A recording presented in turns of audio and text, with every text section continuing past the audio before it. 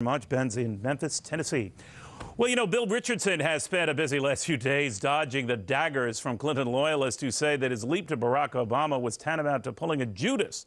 Richardson saying that it is proof of the Clinton sense of entitlement and just one more reason maybe Hillary Clinton should just step aside. Well, radio talk show host Stephanie Miller says the New York senator should step aside. She's almost tied in delegates right now, Stephanie. Why should she? Well, Neil, I just want to point out that this is the 5th time I've been here for this topic, and I said no the first 5 times. But I think that Governor Richardson may be right, that it may be time, that this really is tearing apart the Democratic Party, and it's only helping John McCain, if you're looking at the polls. All right, but, you know, Democrats and Republicans have had divisive primary battles, and they rally around the winner. Who's to say or what's to say that in the end, you know, just pushing this into June or even July or even August suddenly makes the nominee damaged goods? I don't think it was until June that Bill Clinton himself had clinched the Democratic nomination. Well, you'd like that at the Fox News, wouldn't you, Neil? I just think that it really is only helping now, what did the you Republican mean by, side. No, stop yourself. What did you mean by that? I mean the media in general, but, you didn't. You know what I'm saying. You took a slap at Fox News. What I'm saying to you has nothing. Stop yourself there, because that gets tiresome. The issue here isn't what Fox News or any news organization is reporting on this. The issue is whether it makes a difference, whether a Republican or Democratic nominating process gets protracted. Does it? Well, a story is a story, Neil, and it becomes more of a story if you still have a race going on the other side. But I think it is hurting the party, and I think ultimately it'll hurt the country.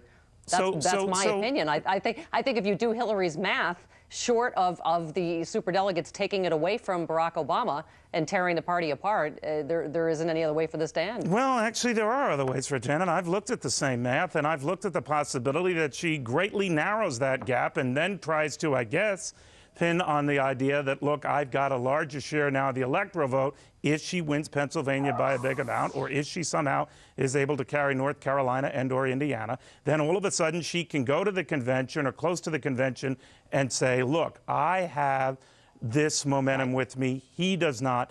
I have turned a popular vote, you know, where I'm behind to being ahead.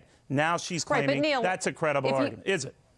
But, Neil, if you've looked at the math, then you know that some of that is not very probable. North Carolina, she'd have to win almost every one by you know, multiple 20 points, something like that, in order to you know, close his lead delegate-wise. No, well, actually, people, believe me, you probably have done these numbers too. I've looked at it, that's actually not the case. But with a little over 100 delegates separating them, and she effectively narrows that gap to far less than that, heading to the convention, she is going to cling to the idea maybe she's turned this around in the popular vote. Maybe she has turned the momentum around in the actual regular registered delegate vote.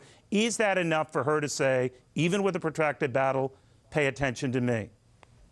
Well, Neil, let me just see. Me going on Fox News will probably not change her mind. She's not going to drop out, but I just think a lot of Democratic Party leaders think that she should. And I'm just saying because it is highly improbable mathematically that short of really and truly tearing the party apart and having the superdelegates overturn the popular will, there's not much other way for this to end. That's assuming you do have the popular will at that point, right?